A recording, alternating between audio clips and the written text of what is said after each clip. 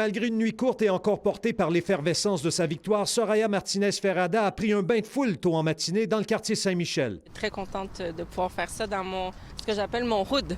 Elle qui a grandi dans l'est de la métropole après son arrivée au Québec en 1980 comme réfugiée politique avec sa famille chilienne. Bienvenue à l'Hôtel de Ville, madame. Bonjour, Félicitations. bonjour, merci. La voilà maintenant première mairesse de l'histoire de Montréal issue de l'immigration. C'est quoi le feeling? Comment on se sent? Fébrile.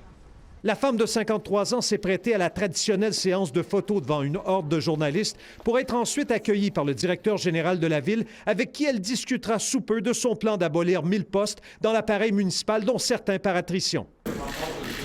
Une première conférence de presse et elle s'est rapidement attaquée au sujet de l'heure, la grève de la STM. La priorité numéro 1, là, maintenant, qui n'était pas dans la plateforme, c'est la négociation avec la STM. Parce que ça a un impact direct sur les citoyens à tous les jours. L'autre enjeu majeur qui est dans sa mire, c'est l'itinérance, où elle promet le déploiement d'un groupe d'intervention tactique pour éviter de voir les sans-abri passer l'hiver dans leur tente. On voit là, comment ça fait froid, il pleut. Moi, je suis passée sur la rue Notre-Dame ce matin. C'est pas des conditions humaines pour personne. Ce qui a aussi retenu l'attention, les pistes cyclables.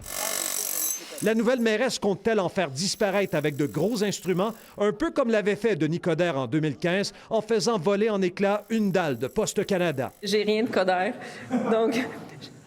Puis j'ai pas de marteau-piqueur dans mon garage. Certaines pistes cyclables pourraient être vues, mais pas dans l'intention de démanteler. Enfin, Soraya Martinez-Ferrada fera son entrée au conseil de ville ici, majoritaire, 34 des 65 postes. Dégringolade pour le parti de Luc Rabouin, Projet Montréal, qui a obtenu 25 postes. Projet Montréal a aussi perdu des plumes dans Annecy, Cartierville, Côte-des-Neiges, Notre-Dame-de-Grâce, Rivière-des-Prairies, Pointe-aux-Trembles et Mercier-Hochelaga-Maisonneuve, où des mairesses sortantes ont mordu la poussière.